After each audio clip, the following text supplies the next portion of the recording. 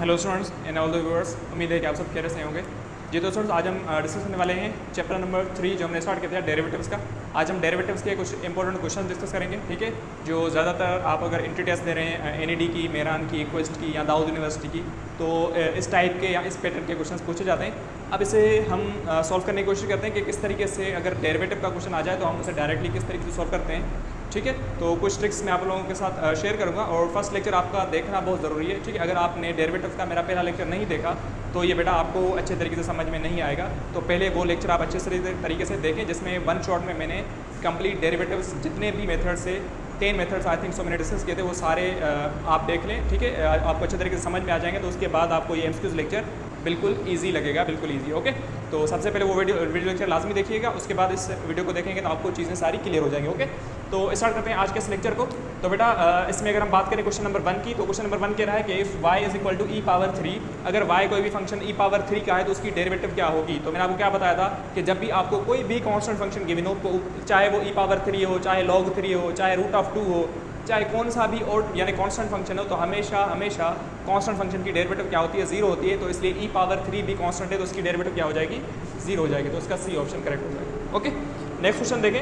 Next question है if y equal to 3x² plus 5x minus 6। तो मैंने आपको क्या बताया, जब भी पोलिनोमियल फंक्शंस आपको गिवन हो तो वहाँ पर आप पावर रूल अप्लाई करते हैं, मतलब पावर नीचे आएगा और पावर में से एक कम होगा। तो इसे पोलिनोमियल फंक्शंस गिवन हो तो पोलिनोमियल फंक्शन में आप क्या करते हैं, पावर रूल अप्लाई करते हैं। पावर रूल आप कैसे अप्लाई करेंगे, यहाँ देखिए, अगर फंक्शन गिवन है y equal to 3x² plus 5x minus 6, तो आप क्या करेंगे, इस 3x² की डेरिवेटिव करेंगे, देन 5x की, देन माइनस 6 की करेंगे। तो हमें पता है कि यहाँ पे जब 2 जैसे ही नीचे आएगा, क्योंकि यहाँ पावर रूल ऐसे ही होता है ना, पावर नीचे आएगा पावर में से कम हो जाएगा, तो जैसे ही 2 नीचे आएगा तो ये हो जाएगा 6 और ये होगा x, ठीक है, क्योंकि x पावर 2 था तो 1 कम हो गया, x पावर 1 बचेगा, प्लस 5 को छोड़ दें और क्योंकि 5 कोएफिशिएंट है और x की डेरिवेटिव क्या होती है, 1 होती है, तो इसलिए 5x की डेरिवेटिव 5 हो जाएगी। और माइनस 6 हमें पता है कांस्टेंट है, तो कांस्टेंट डेरिवेटिव क्या होती है, 0, तो इसके लिए आप यहाँ 0 लिखेंगे तो इसका करेक्ट आंसर, और 0 लिखने का कोई मकसद नहीं है, उसका करेक्ट आंसर क्या होगा, 6x प्लस 5। तो इसके इस तरीके से आप डेरिवेटिव फाइंड करते हैं। नेक्स्ट क्वेश्चन देखें, थर्ड क्वेश्चन है y equal to 10x then y prime. तो बेटा देखें, अब यहाँ पे y प्राइम लिखा हो, dy/dx लिखा हो, बात एक ही होती है। तो बेटा देखिए, यहाँ पे आपको ट्रिग्नोमेट्रिक फंक्शन गिवन है,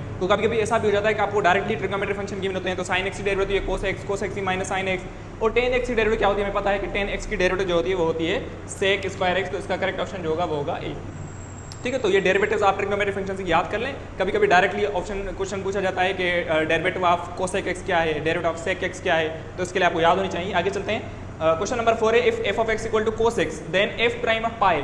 अब इसका मकसद ये है कि पहले आप इसकी डेरिवेटिव करेंगे, f प्राइम ऑफ पाई का मकसद क्या है कि पहले आप डेरिवेटिव करें, देन डेरिवेटिव करके x की जगह पाई पुट करें। तो हमें पता है कि cos x की डेरिवेटिव होती है sin x, cos x derivative होती है माइनस sin x, क्या होती है, minus sin x। cos x की डेरिवेटिव मैं यहाँ लिख रहा हूँ, cos x की डेरिवेटिव होती है माइनस sin x। ओके, और हमें पता है ना, अब देखिए डेरिवेटिव तो होगी, अब डेरिवेटिव में क्या पुट करना है, पाई पुट करना है। तो जैसे आप यहाँ पाई पुट करेंगे, हमें पता है कि साइन पाई की वैल्यू जो होती है ना वो होती है 0। साइन पाई किसके बराबर होता है, 0 के बराबर होता है। तो इसका करेक्ट ऑप्शन जो होगा वो होगा ऑप्शन नंबर सी, ठीक है। तो इसका करेक्ट ऑप्शन सी हो जाएगा। इस तरीके से आप सॉल्व करते हैं। ओके, और एक बात हमेशा याद रखिएगा, ठीक है, इंपॉर्टेंट पॉइंट है, शायद मैंने आप लोगों को ट्रिग्नोमेट्रिक में ये नहीं पढ़ाई थी, वो ये है कि जब भी आपसे पूछा जाए ना cos n पाई, तो बेटा यहाँ पे ये जो n है ना, अगर n इवन हुआ, ये इवन हुआ, मतलब cos 2 पाई, cos 4 पाई, cos 5 पाई, तो इसका करेक्ट आंसर आता है 1। क्या आता है, 1।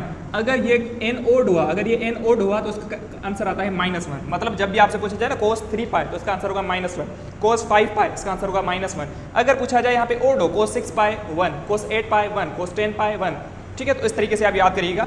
और हमेशा साइन का, अगर साइन n पाई है ना, तो इसका आंसर हमेशा 0 होता है, फिर चाहे n ओड हो चाहे इवन हो। साइन 2 पाई 0, साइन 3 पाई 0, साइन 5 पाई 0, साइन 6 पाई 0।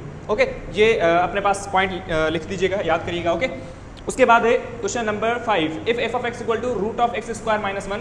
तो इसकी डेरिवेटिव हमें फाइंड करनी है। तो जब भी रेडिकल फंक्शन होता है, तो हमने क्या पढ़ा था कि जब भी रेडिकल फंक्शन हो तो हम क्या करते हैं, हम पहले इस रेडिकल को नीचे लेकर आएंगे, x² माइनस 1 को, ठीक है।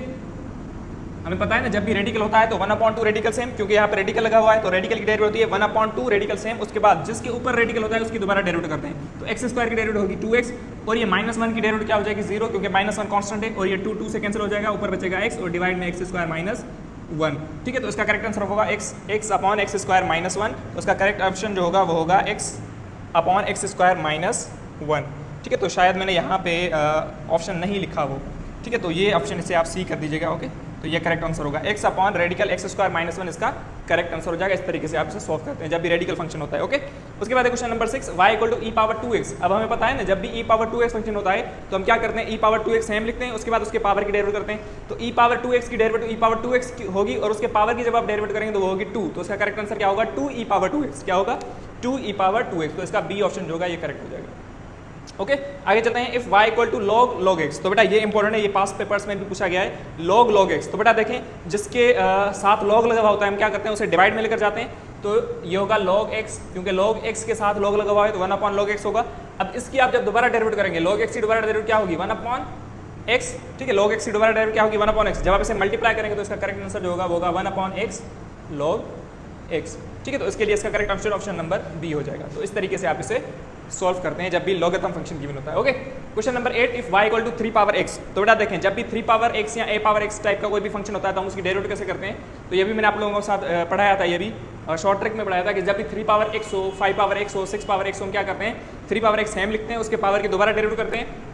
तो 3 पावर x सेम लिखेंगे, उसके बाद इसके पावर की डेरिवेटिव होगी 1, तो 1 नहीं लिखेंगे, और जिसके ऊपर पावर होता है उसके साथ log लगा देते हैं। तो log किसके आ जाएगा, log 3 के साथ आ जाएगा। तो इसका करेक्ट आंसर होगा 3 पावर x log 3। ठीक है, तो इस तरीके से आप इसे सॉल्व करते हैं। आगे चलते हैं, if y equal to sin 4x। ठीक है, तो बेटा यहाँ पे देखें, यहाँ पे मैंने आपको क्या पढ़ाया था, चेन रूल पढ़ाया था। जब भी एंगल गिवन हो किसी भी फंक्शन के साथ, ट्रिग्नोमेट्रिक फंक्शन के साथ, पहले हम पावर की डेरिवेटिव करते हैं, देन फंक्शन करते हैं, देन एंगल ही करते हैं। तो यहाँ पे पावर तो नहीं है, हम पावर की नहीं करेंगे, डायरेक्ट फंक्शन ही करेंगे। तो sin 4x ही होगी cos 4x, और दोबारा जब आप इस एंगल की करेंगे तो एंगल 4x है तो 4x की डेरिवेटिव होगी 4, तो इसका करेक्ट आंसर होगा 4 cos 4x।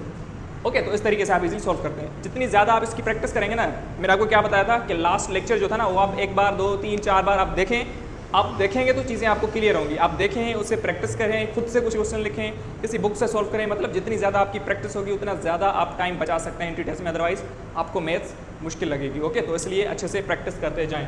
आगे चलते हैं, function question number 10, y equal to log x square minus 1। तो बेटा देखें, जिसके साथ log लगा होता है हम क्या करते हैं, पहले उसे डिवाइड में लेकर जाते हैं। मैं यहाँ सॉल्व करवा देता हूँ। यहाँ देखें, जिसके साथ log लगा होता है हमें क्या करते हैं, पहले उसे डिवाइड में, इसे डिवाइड में लेकर जाएं। तो जैसे आपसे डिवाइड में लेकर जाएंगे तो ये होगा x square minus 1, sorry plus 1 है। ओके, अब इसकी दोबारा डेरिवेटिव करते हैं। तो जब भी रेडिकल फंक्शन होता है हम क्या करते हैं, 1/2 रेडिकल सेम, तो 1/2 रेडिकल सेम, उसके बाद जिसके ऊपर रेडिकल होता है उसकी दोबारा डेरिवेटिव करते हैं। तो x स्क्वायर की डेरिवेटिव होगी 2x।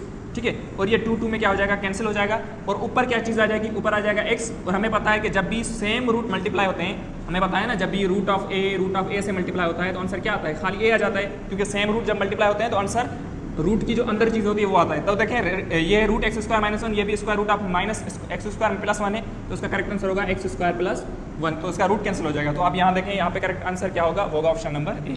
तो इस तरीके से आप इजीली सॉल्व कर सकते हैं। उसके बाद question number 11, y equal to e power x, और इसकी 4th डेरिवेटिव फाइंड करनी है। y4 का मकसद क्या है, 4th डेरिवेटिव। कभी कभी ऐसा भी हो जाता है आपसे हायर डेरिवेटिव्स पूछी जाती हैं। तो बेटा हायर डेरिवेटिव्स का मकसद ये होता है, पहले आप फंक्शन की डेरिवेटिव करेंगे, पहली डेरिवेटिव, जो आंसर आएगा उसकी दोबारा डेरिवेटिव करेंगे तो सेकंड डेरिवेटिव होगी, फिर जो आंसर आएगा उसकी दोबारा डेरिवेटिव करेंगे तो उसकी थर्ड डेरिवेटिव होगी। तो इस तरीके से आप डेरिवेटिव फाइंड करते हैं। ओके, तो यहाँ से आपसे पूछा जा रहा है ई पावर एक्स की 4th डेरिवेटिव। तो बेटा देखें, ई पावर एक्स की डेरिवेटिव ई पावर एक्स ही होती है।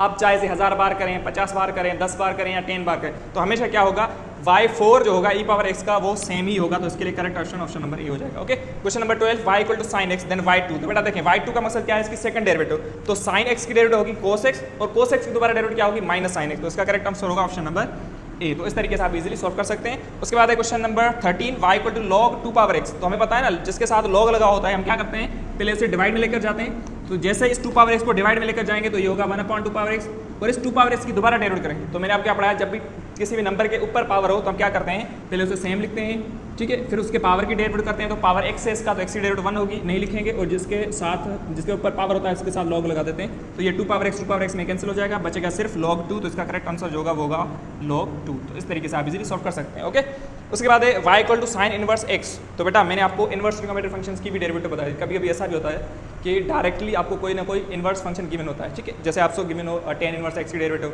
कोसेक इनवर्स x की डेरिवेटिव, सेक इनवर्स x की डेरिवेटिव, तो मैंने आपको डायरेक्ट बताई थी। कभी कभी डायरेक्ट एमसीक्यूज में आ जाता है, तो आपको वो चीज़ें याद होनी चाहिए। तो यहाँ देखें, साइन इनवर्स x की डेरिवेटिव है, तो साइन इनवर्स x की डेरिवेटिव क्या होगी, 1/√x स्क्वायर माइनस 1। ठीक है, 1/√x स्क्वायर माइनस 1। अगर आपसे पूछा जाता cos inverse x, cos inverse x के लिए यहाँ पे आप माइनस साइन लगाते थे बस।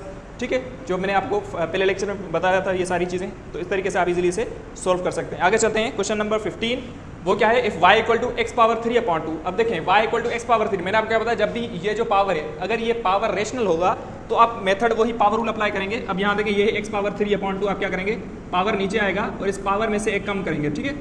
तो पावर है 3/2 में से एक कम करेंगे, तो आप देखिए यहाँ एलसीएम के थ्रू जब आप इसे सोल्व करेंगे 3/2, अब देखें इसे एलसीएम के थ्रू आप जब इसे सोल्व करेंगे तो ये होगा 1/2, ठीक है। 3/2 में से एक सेपरेट करेंगे तो आंसर क्या आएगा 1/2, और हमें पता है कि 1/2 का मकसद होता है रूट, तो इसके लिए इसके ऊपर आप रूट लगा देंगे तो इसका correct answer option number B हो जाएगा, ठीक है। तो इस तरीके से आप इजीली सॉल्व कर सकते हैं। आगे चलते हैं, इसे रफ कर दें ताकि चीज़ें मिक्सअप ना हो, ठीक है, आपको इजी समझ में आ जाए। क्वेश्चन नंबर 16 वो है y equal to square root of log x, square root of log x. तो बेटा देखें जब भी स्क्वायर रूट का फंक्शन होता है तो हम क्या करते हैं, पहले उसे स्क्वायर रूट का फंक्शन है तो 1/2 लॉग एक्स सेम होगा, ठीक है, क्योंकि स्क्वायर रूट फंक्शन है। उसके बाद जिसके ऊपर स्क्वायर रूट होता है उसके दोबारा डेरिवेट करते हैं तो लॉग एक्स की डेरिवेट होगी 1/x, और जब आप इसे सिंप्लीफाई करेंगे थोड़ा तो उसका करेक्ट आंसर होगा 1/2x, एक्स से मल्टीप्लाई हो जाएगा और ये लॉग एक्स एज इट आ जाएगा, तो इसका करेक्ट आंसर जो होगा वो होगा ऑप्शन नंबर बी। तो इस तरीके से आप इजीली सॉल्व कर सकते हैं। आगे चलते हैं क्वेश्चन नंबर 17। तो बेटा देखें क्वेश्चन नंबर 17 क्या है, वो है y equal to sine square x. तो बेटा आप देखें ये मैंने चेन रूल में आप लोगों के साथ ये बातें शेयर करी थी कि जब भी किसी भी ट्रिग्नोमेट्रिक फंक्शन के ऊपर पावर होता है तो पहले हम पावर की डेरिवेट करते हैं, देन फंक्शन करते हैं, देन एंगल करते हैं। यहाँ पावर है तो पहले आप पावर की डेरिवेट करेंगे तो पावर की डेरिवेट होगी 2 sin x, ठीक है, पावर नीचे पावर में एक कम होगा। उसके बाद इस फंक्शन की करेंगे तो sin x हमें पता है cos x। उसके बाद हम एंगल की करते हैं, एंगल में x से तो x की डेरिवेटिव 1 होती है, तो इसका करेक्ट आंसर क्या होगा 2 sin x cos x, तो इसका करेक्ट ऑप्शन नंबर बी हो जाएगा। तो इस तरीके से आप इजीली सॉल्व कर सकते हैं। अब बेटा देखें जितनी ज़्यादा, मैंने आपको क्या बोला, जितनी ज़्यादा आप प्रैक्टिस करेंगे ना उतनी चीज़ें आपको क्लियर होने लग जाएंगी।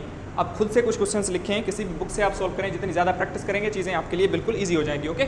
उसके बाद है question number 18, y equal to e power root x, ठीक है, स्क्वायर रूट ऑफ एक्स। तो बेटा देखें तो हमें पता है ना, सबसे पहले एक चीज़ हमें पता है वो क्या, कि जब भी ई पावर एक्स टाइप का फंक्शन होता है तो हम क्या करते हैं, ई पावर एक्स की सेमी डेरिवेटिव होगी, उसके बाद उसके पावर की डेरिवेटिव। अब पावर में है रूट एक्स तो रूट एक्स की डेरिवेटिव क्या होगी 1/2 रेडिकल एक्स, 1/2 रेडिकल एक्स। अब जिसके ऊपर रेडिकल होता है उसकी डेरिवेटिव करें तो 1, तो यहाँ पे आप इसे थोड़ा सिंप्लीफाई करेंगे तो ई पावर रेडिकल एक्स और डिवाइड में होगा 2 रेडिकल एक्स, ठीक है। तो इसका करेक्ट आंसर जो होगा वो होगा ऑप्शन नंबर सी। तो इस तरीके से आप इजीली सॉल्व कर सकते हैं, ओके। अब ये जो कुछ क्वेश्चंस हैं 3-4 क्वेश्चंस ये आप लोगों के लिए, आप इसका आंसर मुझे बताइएगा। ये है d/dx ऑफ sec x, ठीक है, तो आप इसे ऐसे भी लिख सकते हैं क्वेश्चन को। इसका मकसद है sec x की डेरिवेटिव बताओ, तो बेटा sec x की डेरिवेटिव आप मुझे बताइएगा कि sec x की डेरिवेटिव क्या होगी। नेक्स्ट क्वेश्चन है question number 20, d/dx of log x square, log x square की डेरिवेटिव क्या होगी, इसका आंसर भी आप मुझे बताइएगा। क्वेश्चन नंबर 21 है e power -2x, e power -2x की डेरिवेटिव क्या होगी, इसका भी आप आंसर मुझे बताइएगा, इसके बाद सॉल्व करिएगा। क्वेश्चन नंबर 22 है e पावर log x, ठीक है, एक्सपोनेंशियल फंक्शन के ऊपर पावर log x है तो उसकी डेरिवेटिव क्या होगी, इसका आंसर आप मुझे बताइएगा। उसके बाद लास्ट क्वेश्चन है वो है d/dx of sec square x, sec square x की डेरिवेटिव आप फाइंड करेंगे बाय चेन रूल अप्लाई करके इसका आंसर मुझे बताइएगा कि इसका आंसर क्या आना चाहिए, ठीक है। और उम्मीद करता हूँ कि ये चीज़ें आपको क्लियर हो जाएंगी। और ये क्वेश्चन है ना मोस्ट रिपीटेड क्वेश्चन है, इस ही पैटर्न के क्वेश्चन आते हैं ज़्यादातर NED में, दाऊद यूनिवर्सिटी में, मेहरान में, क्वेस्ट में, ठीक है। तो थोड़ी सी लेवल क्वेश्चंस की अलग होती है, ठीक है, जाहिर सी बात है जो मैंने ये करवाए एज इट ये तो नहीं आएंगे, ठीक है, आपको आइडिया हो जाएगा इस पैटर्न के क्वेश्चन आते हैं, ठीक है। तो आप इनकी अच्छे से प्रैक्टिस करते जाएं, ठीक है। अगर आप प्रैक्टिस के लिए कोई भी बुक ऑर्डर करना चाहते हैं तो आप इस मेरे बुक को ऑर्डर कर सकते हैं, ठीक है। इसकी 2 एडिशन हैं। पहली एडिशन में क्या है कि आपके कुछ कॉन्सेप्ट्स के लिए हर टॉपिक है, उसके बाद उसके MCQs हैं और MCQs के साथ में एक्सप्लेनेशन गिवन है पहली एडिशन में। सेकंड एडिशन में कुछ आपके एडवांस क्वेश्चन है, उसके साथ उनकी जस्ट की गिवन है, मतलब आप क्या है हर चैप्टर वाइज आपके क्वेश्चंस हैं, ठीक है, MCQs हैं, उसके साथ में की गिवन है, उसकी एक्सप्लेनेशन नहीं है, ABC वाइज क्या है कीज़ गिवन है। तो आप ये दोनों बुक भी ऑर्डर कर सकते हैं। उसी के साथ साथ मेहरान यूनिवर्सिटी के पास पेपर 2018 से लेकर 2024 तक वो भी बुक आप ऑर्डर कर सकते हैं, ओके। तो उम्मीद करता हूँ कि ये सारी चीज़ें आपके लिए बिल्कुल ईजी हो जाएंगी अगर आप प्रैक्टिस करेंगे तो, और आपकी इंट्री टेस्ट भी बहुत ही अच्छी होगी। तो अच्छे से प्रैक्टिस करते जाएँ, अच्छे से पढ़ते जाएँ। अब हमारा नेक्स्ट जो चैप्टर होगा वो होगा इंटीग्रेशन का, तो इंटीग्रेशन को भी हम 1 शॉट लेक्चर में ही डिस्कस कर लेंगे। तो मिलते हैं हम अपने इंटीग्रेशन के लेक्चर में। थैंक यू, अल्लाह हाफिज़।